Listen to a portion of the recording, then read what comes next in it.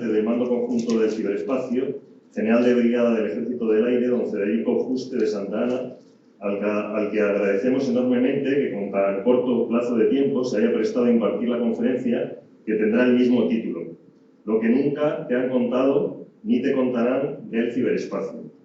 El general de brigada Juste de Santa Ana fue promovido al empleo de teniente el 10 de julio de 1989 y pertenece a la 41ª promoción de oficiales del Cuerpo General del Ejército del Aire. Ascendió a general de brigada en noviembre del año 2023.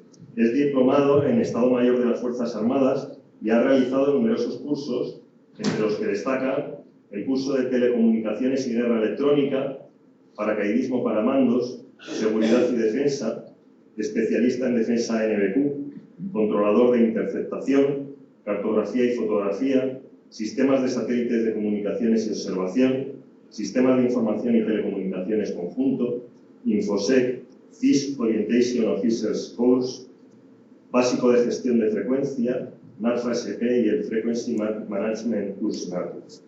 Entre sus destinos merece destacarse el ALA 35, la Guardia Real, el Grupo de Cuartel General del Mando Central, el Escuadrón de Vigilancia Aérea número 21 y el Grupo de Transmisiones.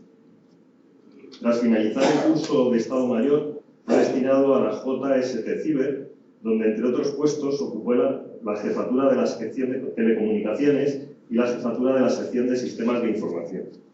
Ejerció el mando de coronel durante 3 años en el Grupo de Transmisiones. Ha participado en las misiones de ISAF en Afganistán en 5 ocasiones y en EUNAVFOR en Atalanta, la Operación Atalanta, y en EUFOR, Chad, República Centroafricana. En la actualidad es el segundo comandante del Mando Conjunto del Ciberespacio y jefe de Estado Mayor de dicho mando. Mi general, no le quito más tiempo, tiene a la tribuna a su puesto.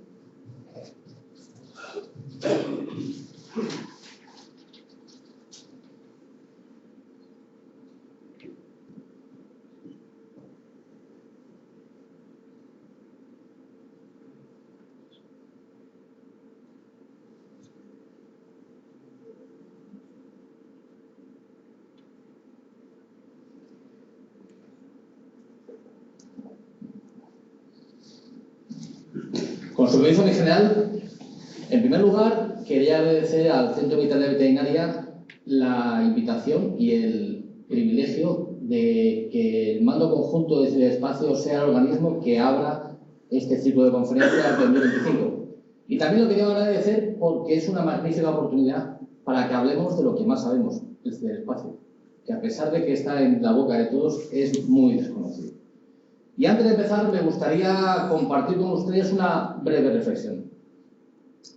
Una reflexión sobre el mundo actual en el que vivimos y sobre el mundo en el que vamos a vivir el resto de nuestra vida. Tenemos que ser conscientes que estamos siendo testigos de la mayor transformación en la historia de la humanidad. Nunca antes tantos cambios en tan poco tiempo se habían producido con tanto calado.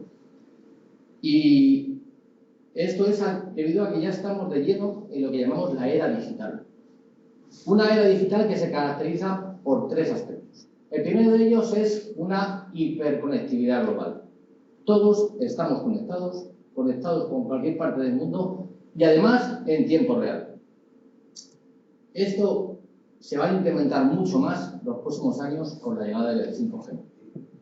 La otra característica de esta red digital es la democratización de la información.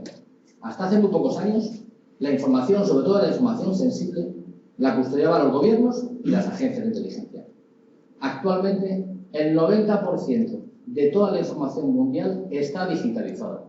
Y al estar digitalizada, está accesible para quien quiera acceder a ella, usando métodos ilícitos o ilícitos. Y la tercera característica de esta era digital es un desarrollo exponencial de las nuevas tecnologías. Los que llevamos años trabajando en el mundo ciber, sabemos que hace años montar un nuevo sistema de información nos podía costar años. Ahora ya nos cuesta meses. Y con la llegada de la inteligencia artificial va a ser todavía mucho más rápido. Pues bien, todos esos 3 condicionantes que hacen que la era digital que estamos viviendo sea muy compleja. Y es compleja porque no es que exista un mundo digital y un mundo real. Eso era hace años. tenemos la vida del ordenador en casa, el móvil, paralelo a la vida real. Ya no.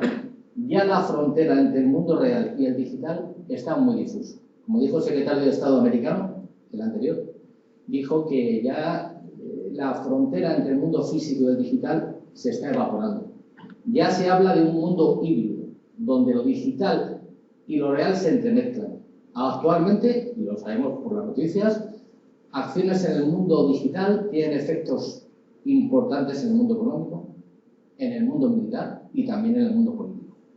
¿Y esto qué hace? Que nos hace testigos y protagonistas de un nuevo mundo. Un nuevo mundo que lo que exige es líderes que conozcan este mundo híbrido, que lo entiendan y que sean capaces de tomar decisiones eficaces para conseguir el éxito en sus empresas. Si no contamos con estos líderes, fracasaremos en cualquier empresa que queramos acometer, ya sea civil como militar. Y como prueba de ello, bueno, pues lo que voy a comentar es un mundo tan complejo que hay cosas que ni siquiera entendemos nosotros, ¿no? Entonces, un detalle que he puesto aquí, bueno, pues hace pocos meses hubo un concierto en una plataforma de Fórmula 1 con 80 millones de asistentes a un concierto digital. Que en principio llama la atención. Lo que llamaba la atención que no era la cantante original, era un avatar, era un muñequito. Entonces, eso es lo que nos estamos encontrando en este mundo híbrido, en este mundo que mezcla lo digital y lo físico, lo que se llama también el mundo fisical, que es físico y digital. Otro botón de muestra, bueno, ya no hablamos como hablábamos antes, usamos las nuevas tecnologías, ya el teléfono fijo pasó a la historia. Ni siquiera comemos como antes, cada vez somos menos sociales en el sentido de eso y comemos más encargado por online. ¿Compramos? Lo mismo, no compramos como antes. Las grandes empresas de venta no tienen tiendas físicas. La música ya no la escuchamos tampoco, como antiguamente, y ni siquiera pagamos con dinero. La tecnología está cambiando nuestro mundo, queramos o no queramos. Y esto no va a pararse, va a más. Y tenemos que ser conscientes y estar preparados para tomar decisiones rápidas. Es un mundo que se caracteriza por el permanente cambio. Es un mundo híbrido en que ya ni siquiera hay que ir al médico, lo tenemos por la telemedicina. Aprendemos en e-learning. Para conducir usamos el Waze o un navegador. Incluso ya hacemos turismo desde casa con la realidad virtual. Realidad virtual, que es curioso la palabra, ¿no? Y por supuesto, las redes sociales. Llegamos al extremo que incluso hay gente que la vida social que le dan las redes es mucho mejor e inimaginable que la que tendría en el mundo real. Y hay gente que ya confunda en sus cabezas qué es real y qué no es real. Otro ejemplo es una foto rápida, un concierto, en el año 96, la gente iba al concierto, era en mi época, a disfrutar del concierto. A los pocos años vemos que ya la gente ya va con un móvil, porque disfruta del concierto, pero que quede constancia que yo he estado ahí. Si seguimos avanzando, pasamos a la época del selfie. Tengo que salir yo en la foto también. Con lo cual eso va cambiando nuestra mentalidad. Ya esto lo vemos a diario en los partidos de fútbol y en muchos, que la gente va al concierto físicamente, pero lo ve en su móvil, porque lo ve con más cariño. Y lo que nos pasa ahora es la realidad virtual. Ya esto va a llegar ya. Ya la gente prefiere esto que ir físicamente a cualquier concierto. ¿Esto qué implica? Pues implica que la famosa pirámide de Maslow, de necesidades básicas humanas, está cambiando, sobre todo por la parte de abajo. Ya no es básico tener necesidades biológicas, sino sobre todo hay que tener acceso a Internet. Esto, sobre todo los que tenemos hijos pequeños, lo vemos más. Y hay un paso más todavía, no solo acceso a Internet, hay que tener la materia de medio. Y este es el día a día. El móvil es el elemento básico que usamos todos en la sociedad. ¿Pero quién es el culpable de todo esto?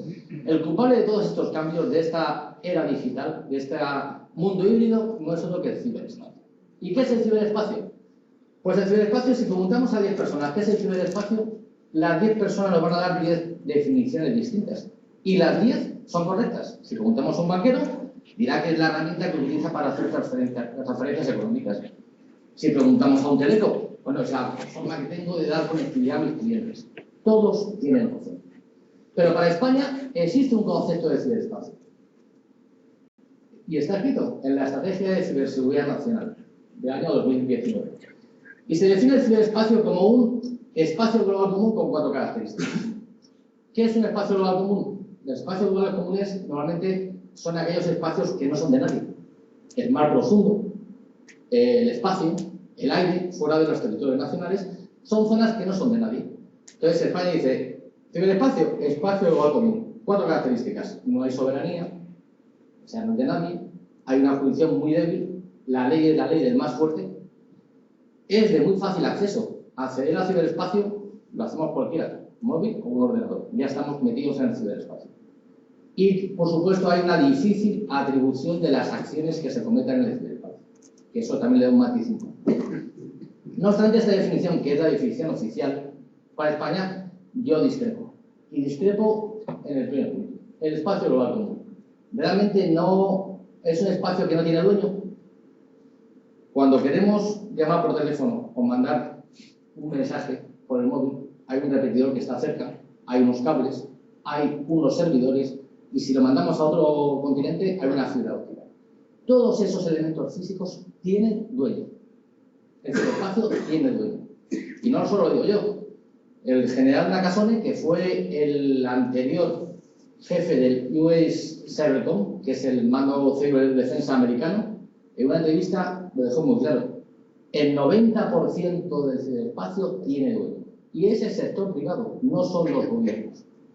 Quien manda en el ciberespacio son las empresas de comunicaciones, las empresas tecnológicas.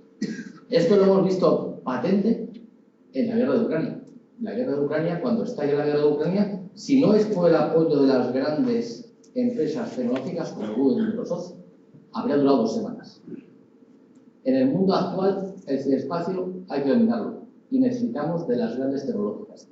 Las grandes tecnológicas, que como detalle, pues de las 10 empresas más valiosas del mundo, 9 son tecnológicas. Y en cuanto al tema económico, después de la economía americana y la china, la tercera es todas las tecnologías juntas. Hay que ser realistas porque no podemos, en el mundo del ciberespacio, trabajar solos. Y volviendo a los espacios globales comunes, como he dicho antes, los espacios globales comunes son los que, en teoría, no son de nadie. Bueno, pues nosotros tenemos un organismo, que es el Consejo de Seguridad Nacional, que depende de Presidencia y de Gobierno, que es el máximo organismo en caso de una crisis nacional, que afecta a la seguridad nacional.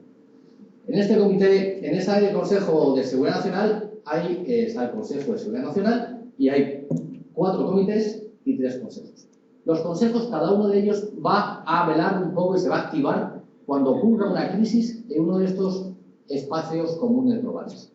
Hay un Consejo Nacional de Ciberseguridad, porque somos un espacio global común según la doctrina. Hay un Consejo Nacional de Seguridad Marítima, porque el mar es un global común. Y el Consejo Nacional de Seguridad Aeroespacial por el cielo y el espacio. ¿Qué cosa hay curiosa? Bueno, pues que el Consejo Nacional de Seguridad Marítima y el Consejo Nacional de Seguridad Aeroespacial, el presidente es el GEMAT, con máxima autoridad operativa de las Fuerzas Armadas. Y se activa cuando hay una crisis que afecta a estos comunes. ¿Qué ocurre con el Consejo Nacional de Seguridad, de Ciberseguridad? Que no es el GEMAT, es la directora del Centro Nacional de Inteligencia. Ahí en el Ministerio de Defensa tenemos parte. Y el que participa en este consejo es mi jefe, el contaminante Roca. ¿Y por qué este cambio? Pues muy sencillo. Porque los otros consejos se activan cuando hay crisis. Nosotros ya estamos en crisis. En el mundo del ciberespacio estamos día a día combatiendo. No se ve, no se nota y eso es bueno para todos. Pero día a día sufrimos ataques y nos defendemos de ellos. De hecho, el Departamento de Seguridad Nacional, la importancia que da al ciberespacio es que hay un documento que saca todos los años en que pone los riesgos para la defensa nacional de mayor impacto y con mayor probabilidad. Los de mayor impacto en la sociedad española es el ciberespacio. Si España no tuviera un ciberespacio libre, España se pararía. Ya dependemos totalmente del ciberespacio. Y además es uno de los riesgos de mayor probabilidad. Aquí se puede ver el tema también del CCN, que es un organismo que depende del CNI.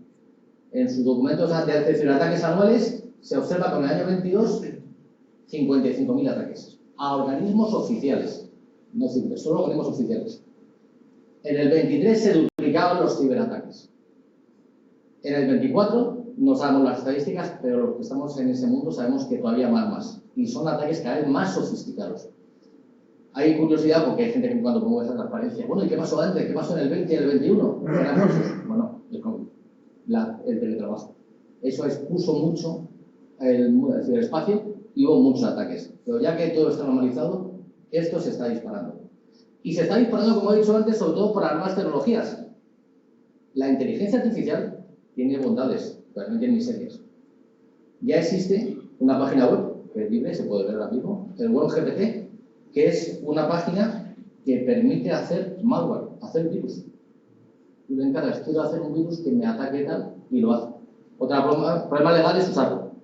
Pero la inteligencia artificial está multiplicando. De hecho, se ha multiplicado 1200% los ciberataques de phishing desde que ha nacido la inteligencia artificial.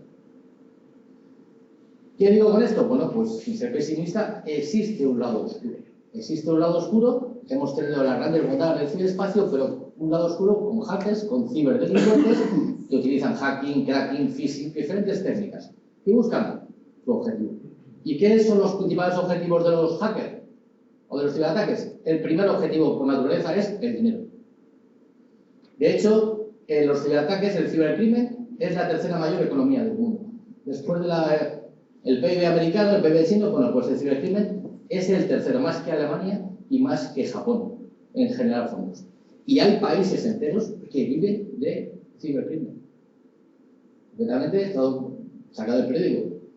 Corea del Norte, los hackers hacen que 3 billones son robados anualmente por personal de Corea. De hecho, Corea del Norte no tiene otra financiación, básicamente. Este es el principal objetivo, como digo, es el ataque al dinero. Otro objetivo, no solo el dinero, también otro objetivo de los ciberataques es la información. Voy a poner dos ejemplos. Lockheed Martin, una gran empresa tecnológica americana, que es la que ha fabricado aviones como el F-22 o el F-35. Bueno, pues en el 2007 detectó una intrusión en sus ordenadores. Como digo, fue el que creó el F-22. A los pocos años, casualmente, apareció el Chengdu J-20, un hermano gemelo made in China. F-35, la joya de la corona actualmente en el mundo occidental. Pues también, los chinos tienen casualmente el mismo, muy parecido. Es a lo que voy, la información es el segundo objetivo principal de los ciberataques. Pero no solamente a nivel tecnológico, también a nivel militar. Esto ocurrió en 2008 en Afganistán. En una base afgana, americana, apareció un pendrive. Los americanos cogieron el pendrive, lo probaron en su sistema para ver qué había ahí. Vieron que no había nada, pero sí que había. Había un virus que se empezó a propagar por todas las redes clasificadas y desclasificadas americanas. Y no solo es que se difundiera, sino es que lo que hacía era coger la información que iba viendo en todos los ordenadores y la iba exfiltrando a otros países. ¿Esto qué supuso? Pues, para que os hagamos una idea, tardó 14 meses Estados Unidos en limpiar todas sus redes. Y fue tal el impacto que tuvo que a raíz de este ataque se creó el US Cyber Command, el cibercomando americano. Estoy hablando de 2008. Cuento detalles de 2008, pero esto es hace 17 años. Y esto mejoramos. Para que cada uno haga su transpolación a cómo están las cosas ahora, ¿no? También, no solamente tema de información, sino ataques militares. Bueno, pues este también fue muy conocido. Curiosamente, Israel lo reconoce en el 2018. Bueno, pues había una central nuclear que estaban fabricando los sirios y que no interesaba que siguiera la construcción. Entonces se planificó un ataque, 4 F-15 y F-16 israelíes iban a atacar a esa central nuclear. ¿Qué hicieron? Bueno, pues pusieron un virus en sus radares de defensa aérea. Un virus que se activaba, estaba latente, no se veía, no hacía nada. Pero cuando recibiera un eco concreto de un avión, se activaría. Y así ocurrió. Los otros aviones atacaron, emitieron ese eco y la defensa aérea siria quedó inutilizada por un virus que tenían de antes. Año 2007, hace 18 años. Y después, que este es el mito histórico, el primer ataque combinado ciber con real ocurrió en Georgia. Georgia sufrió un brutal ciberataque en todo el país. Los medios de comunicación, los medios de gobierno, la banca, las comunicaciones, el país se quedó bloqueado. Momento que casualmente aprovecharon los rusos para entrar dentro de Georgia como si fuera un desfile militar, porque estaba todo el país bloqueado. ¿Esto qué supuso? 2008, pues que Occidente se diera cuenta de que el ciberespacio es importante y de que tenemos que tomar medidas todos los países. Esto es un guiño a los veterinarios, ¿no?, que también son víctimas de esto. Estos en España, estamos más cercanos, pues se hackean, sobre todo porque lo que buscan son datos para venderlos por ahí, ¿no? Y no solo los veterinarios sacan en España. Estoy a contar un hecho real que ocurrió, me tocó a mí vivirlo porque estaba yo de jefe porque la ambiente estaba de vacaciones. Verano 2024, el año pasado.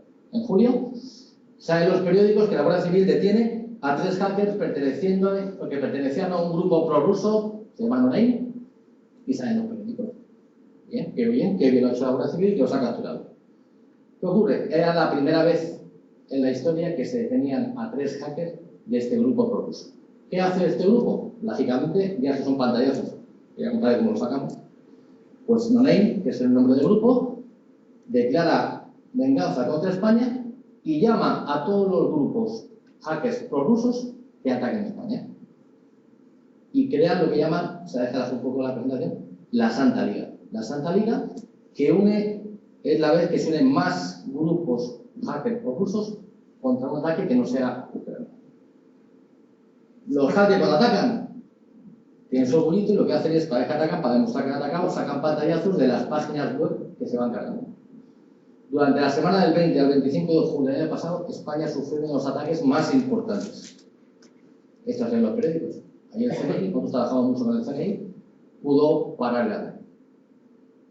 No hubo esa tendencia porque sabíamos que iban a atacar y pudimos poner las normas, las reglas de mitigación para evitar que tuviera efectos reales sobre España.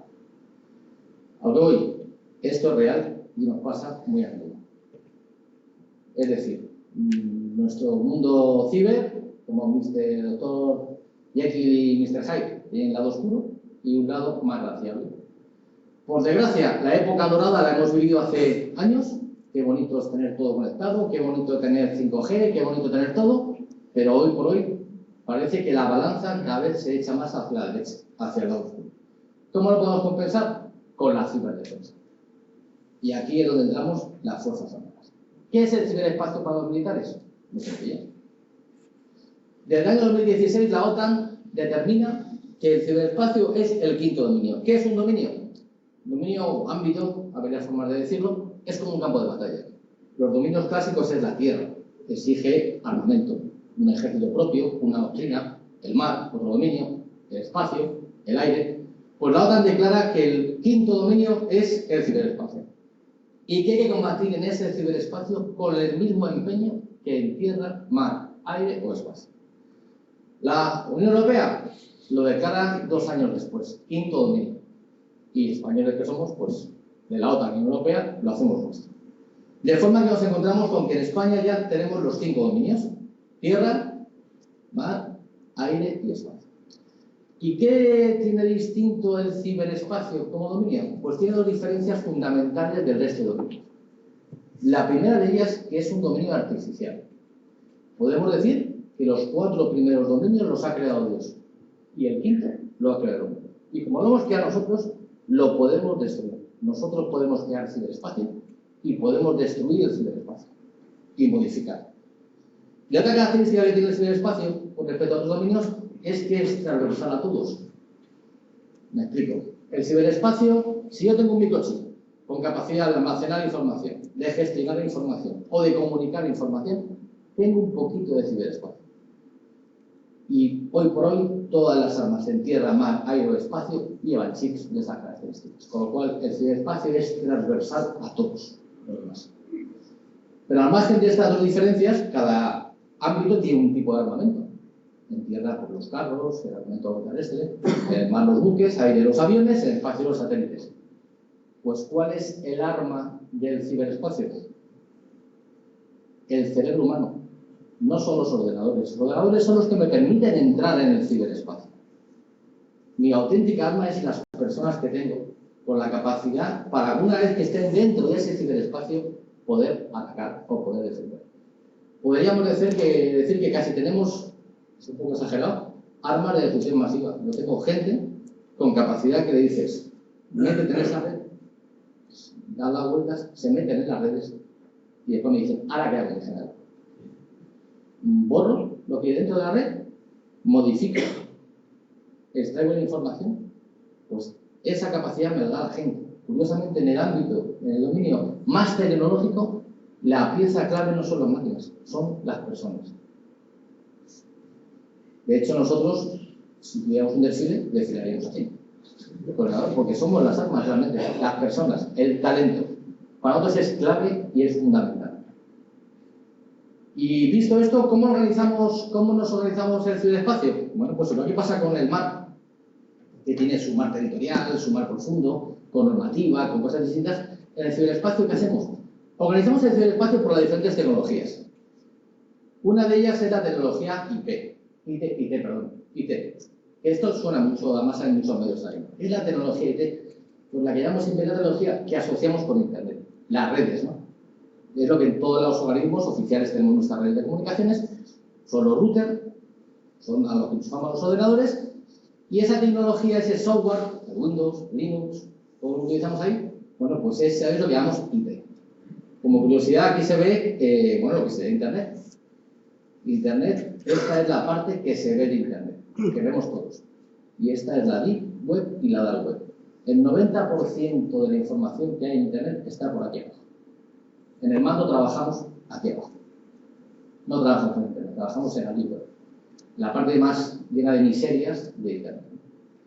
Y este es un principal, es lo más, la tecnología IT, este ámbito de la ciberdefensa, es lo más trabajado, lo que más gente conoce y lo que sufre más ataques. Este es el clásico ataque de ransomware, que es el virus que más dinero ha sacado para los ciberdelincuentes. Es el típico virus que quien se despista, pincha en el correo, el link, se descarga, le cifra al ordenador y le pide un rescate.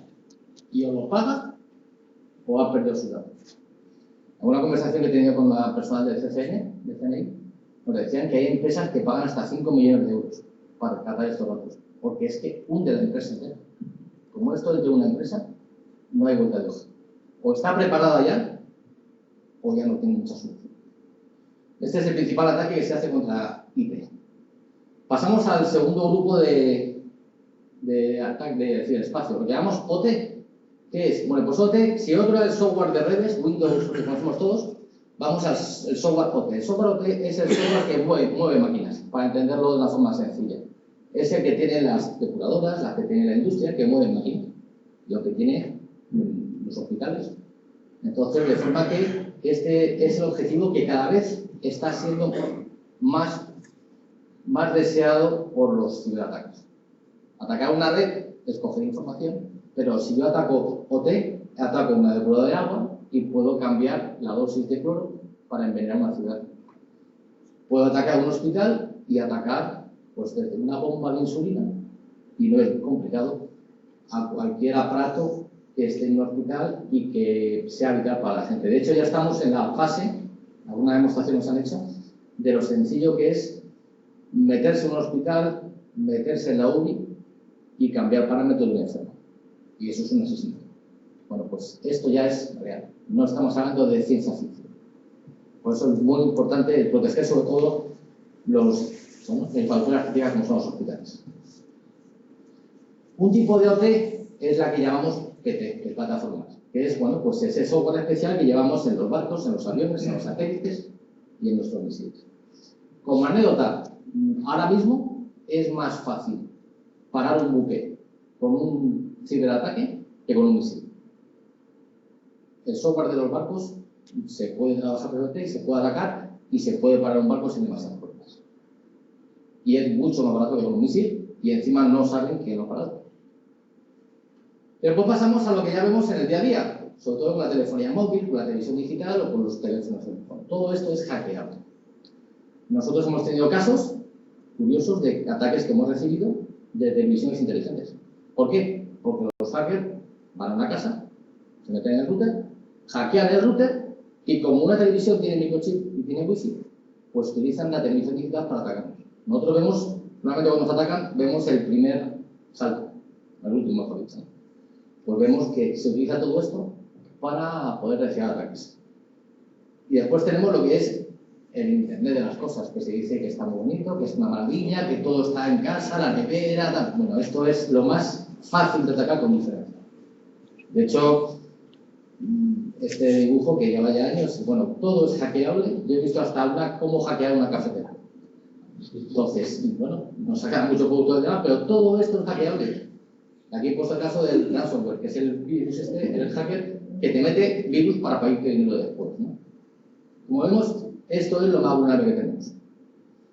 Y estas son un poco todas las características en que trabajamos en el ciberespacio. Ahora vamos a ver rápidamente las vulnerabilidades y amenazas que tenemos en el ciberespacio. Primera, esto es teórica pero muy rápida. El ciberespacio tiene 3 capas, que la gente lo desconoce. Una capa física. Yo estuve hace 2 días en unas jornadas con el Ejército de Tierra. Dice, no, el ciberespacio es etéreo. Digo, no. Yo tengo una capa física. Si yo no tengo ordenadores, si no tengo cables, si no tengo repetidores, si no tengo satélites, no tengo ciberespacio. De hecho, a veces hay que analizar, en caso de conflicto, es mejor reventar con una bomba un servidor, un CPD que llamamos nosotros, que hackearlo. Porque me cargo todo en una red entera. Hay que valorarlo. Hay una capa física del ciberespacio. Hay también una capa lógica. La capa lógica es la que todo el mundo asocia con el ciber, que es el software. El Windows que manejamos, el programa que va por eso. Y después hay una tercera capa, que le damos identidades, pero que en el fondo son las personas que manejan los equipos ciber, que somos todos nosotros. Bueno, pues cada una de estas capas tiene sus propias vulnerabilidades. La física, bueno, pues lo vemos desde los clásicos USB, es un clásico realizar un ataque con un USB, que comentaba antes lo de Afganistán. Bueno, pues estos usamos. Es muy sencillo, en un USB, manipularlo un poquito y se mete un virus y nadie se da cuenta. Nos pasa a veces también con móviles, el tampering es la manipulación. En algunos móviles que hemos encontrado que se meten algunos chips metidos dentro para poder también atacarlos.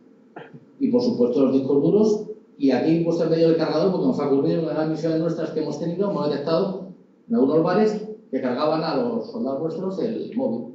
Bueno, pues el cargador ese tenía dentro un sistema que todo lo cogía, cargaba el móvil, pero toda la información la emitía a otro sitio, a través de un cable que no se aprecia.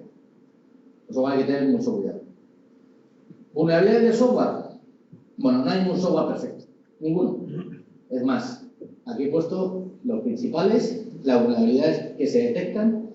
Cuando pone mayor de 9 es que es crítico, que es peligroso, ¿no? Entonces, cuando se hace un software, Microsoft, Google, lo saca. Entonces, ya todo el mundo busca un agujero, un fallo que tenga. Entonces, esto es muy importante que lo tengamos en cuenta porque lo vemos todos los días. Cuando nos enchufamos en casa vemos lo de actualizando. Y hay gente que dice, uy, no quiero que actualice. Error. Esto es básico. Porque cuando se actualiza un sistema como Microsoft o Google, es que han encontrado un agujero, un parche, y han mandado un parche. El parche me tapa ese agujero. Y si no tapo ese parche, se va a meter alguien por ahí. Entonces, la parte es que se detecta, se modifica, pero también el tema es que también se vende en el mercado de la web. Quien detecta un hacker un agujero de estos, lo vende para que alguien lo pueda utilizar. Y pagan millonadas por ello, ¿no? Esto es lo que dijo el director de Microsoft, que el 99% de los ataques aprovechan vulnerabilidades que ya existen en parche. Es decir, que Microsoft ha sacado el parche, lo ha mandado, pero la gente no ha actualizado su ordenador. Y esto los hackers lo saben. Los hackers tienen unos sistemas, mandan unos programitas que ya te detecta automáticamente si tienes ese agujero o no lo tienes. Y después las vulnerabilidades humanas. ¿Qué tenemos aquí? Bueno, pues esto fue curioso, una foto en que se ve la contraseña del ordenador. Esto lo vemos en el día a día. Cada vez tenemos más sistemas, cada vez nos piden más contraseñas y cada 15 días cambiarlas. Cuidado con esto, porque es un punto de entrada muy sencillo para meterte en una red. Nosotros decimos que los hackers buenos hackean sistemas, pero los mejores hackean personas. Se hace estudio, se ve quién trabaja ahí y se puede sacar la contraseña. Porque todos acabamos muchas veces poniendo la fecha de boda, el nombre de mi hijo, de mi hija o del perro. Entonces, importante, cuidado con las contraseñas. Y después tenemos los insiders. Esto es, bueno, el enemigo está en casa. Por desgracia, hay gente que se cambia de bando y da información, pero hay veces que también estamos viendo, bueno, gente que se le paga. Tú a una persona le das 100.000 euros porque vaya con un pendrive, lo ponga durante 2 minutos en un ordenador y lo saque. Nadie sabrá nada, ni casi esa persona, pero ya estamos dentro. Está chantaje, soborno y todo. Hay que tener cuidado. Pero bueno, aquí es una cosa muy humana de nosotros vigilar a nuestro propio personal. Y vistos estas vulnerabilidades, vamos allá con las ciberamenazas. Ciberamenazas son cuando ya me acuerdo, cuando hay capacidad de atacar, hay intención y hay una oportunidad. Y aquí tenemos el ciberespionaje, lo mismo que en el mundo real. Ciberespionaje, ciberdelincuencia, ciberterrorismo, ciberguerra y hacktivismo, que en el mundo real es un poco distinto, ¿no? Y estos tipos de ataques, ¿qué hacen? Bueno, ¿quiénes son los actores? Hay 4 grupos fundamentales. Primero tenemos los script kiddies, que llamamos, que son los chavales, cada vez hay más, 15, 18 años, que les gusta el mundo de la informática, pero ahora tienen una ayuda, que es la inteligencia artificial. Ya no tienen que saber mucha informática. Tienen que conseguir un virus, de alguna forma, y lo mandan. Por desgracia no son conscientes de que en España, por ejemplo, es delito meterse en un ordenador o atacar un ordenador. Y como son un poco partidos, se les suele pillar. Pero nos estamos encontrando con chavales que no tienen ninguna otra intención que jugar. Igual que juega al fútbol, pues juega a hacer esto. Tenemos a los hackers. Los hackers son normalmente los ciberdelincuentes. Son gente que sabe informática, que sabe atacar y que tiene un objetivo normalmente. Después tenemos los grupos organizados, anónimos, por ejemplo, ¿no?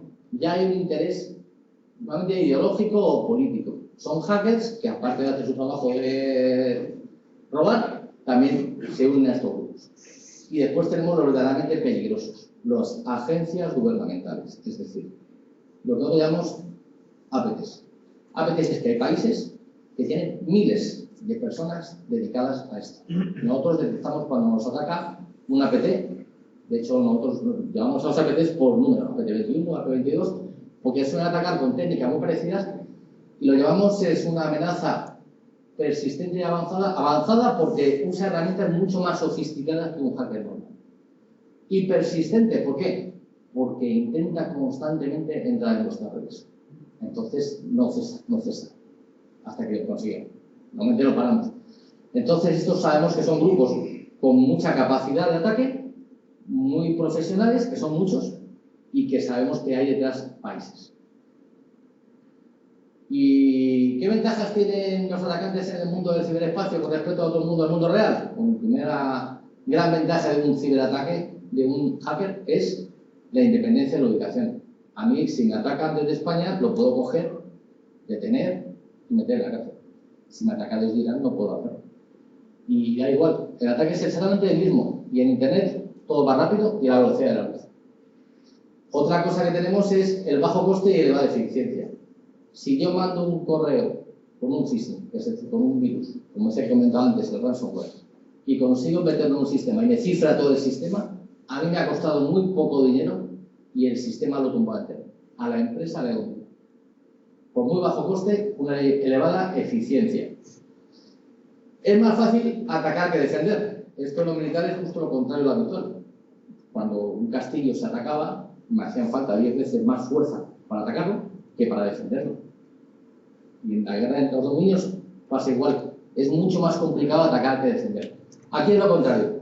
Aquí yo tengo que proteger 100% de mis redes porque como tenga un solo fallo, como se meta una vez, ya me destroza todo. Y eso exige un esfuerzo mucho mayor, de personal y de medios. Tenemos ese anonimato. Los hackers, que son poco profesionales, ya se esperan en que nunca sepamos quiénes son. Nunca atacan desde su casa, sino que atacan desde servidores en otros países y hacen saltos, varios saltos, para no poder localizarlos y ser anónimos. Y por último, el tema del difuso marco legal. Es verdad que en el mundo del ciberespacio hay cada vez más países con regulación, pero no todos. De forma que un ciberataque en un país que no tiene regulado esto, no se le puede hacer. ¿Y eso qué hace? Que potencian que haya vez más ciberataques. Y ya para ir terminando, ¿cómo funcionamos a nivel de ciberseguridad en España? Bueno, pues en España hay 3 organismos que ciberdefienden España, ¿vale? Cada uno un área. Le llamamos CERT, que CERT son las siglas en inglés de un equipo de respuesta ante emergencias de ciberataque, básicamente. Hay 3 CERT en España. Hay uno que depende del INCIBE. El INCIBE es el Instituto Nacional de Ciberseguridad, que depende del Ministerio de Transformación Digital. Este CERT se dedica a proteger a los particulares y a las empresas. Llama secretos. Se llama, oye, que me han atacado, da los medios, ayuda. Coge ese sector de la sociedad. Y después tenemos otro CER del Centro Criptológico Nacional, del CNI. Este CER, ¿qué misión tiene? Proteger organismos oficiales, ayuntamientos, comunidades y ministerios. Y después tenemos otro CER, que es el nuestro, es CER, que somos el mando conjunto del ciberespacio. Nuestra misión, ¿cuál es? La defensa de las Fuerzas Armadas. Entonces, ¿qué tiene también de peculiaridad? Bueno, la cosa más peculiar que tenemos es que a nivel de defender, todos defendemos. A nivel de explotación, cuando llamo explotación, llamo a inteligencia. Coger inteligencia de amenazas, ataques que mandado, todos lo podemos hacer, pero solo nosotros podemos atacar. Legalmente somos el único organismo que tiene capacidad de ciberataque con la ley legal. Y el campo de actuación es un poco lo que he comentado antes. IT, OT, infraestructuras críticas y aquí redes de sistemas adversarios en el caso mismo. Y ya con esto, para ir terminando, como conclusiones, bueno, pues que la era digital necesita líderes que conozcan, comprendan y gestionen el ciberespacio. ¿Por qué digo esto? Porque el mundo está cambiando tan rápido que hay que cambiar muchas estructuras. Ya no podemos, ni a nivel militar, ni a nivel civil, funcionar como antes, porque la amenaza ha cambiado, las armas han cambiado y surgen los nuevos dominios. Y hay que tener capacidad, imaginación y decisión para tomar incluso medidas drásticas para ver dónde pongo un esfuerzo, porque el esfuerzo no es ilimitado. El ciberespacio, lógicamente, como he dicho, ofrece grandes ventajas y grandes riesgos.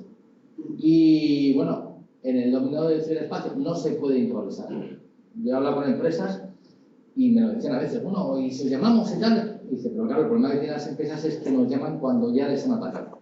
Y ya es como pasa con lo ONU. Le llaman cuando ya está todo tomado, casi. Por lo cual, hay que prepararse, hay que tomar las medidas antes, porque está claro que si yo tomo medidas de ciberseguridad en una empresa y un hacker me va a atacar, atacará antes a la que no haya puesto ninguna medida porque es mucho más rápido y mucho más eficaz. Y por último, bueno, las operaciones en el ciberespacio, lógicamente, podrán prevenir, reducir y ayudar a ganar guerras. Como he contado el caso de Ucrania, en Ucrania, gracias a las operaciones del ciberespacio, todavía están combatiendo, si no Ucrania ya había caído. Y también hay una zona gris ante los conflictos que si un país se me está provocando, puede hacer un pequeño ciberataque a una ciudad que se quede sin luz o alguna cosa que le pase para que se dé cuenta que también estamos aquí, ¿no? Y como visión estratégica, bueno, pues, en resumen, quien domine el ciberespacio y limite la libertad de acción del oponente, lógicamente, dominará la conciencia. Y ya el último ciberconsejo es de un filósofo que es que en tiempos de cambio, quienes estén abiertos al aprendizaje se adueñarán del futuro, mientras que aquellos que creen saberlo todo estarán bien equipados para un mundo que ya no existe. Y esto es todo. Muchas gracias.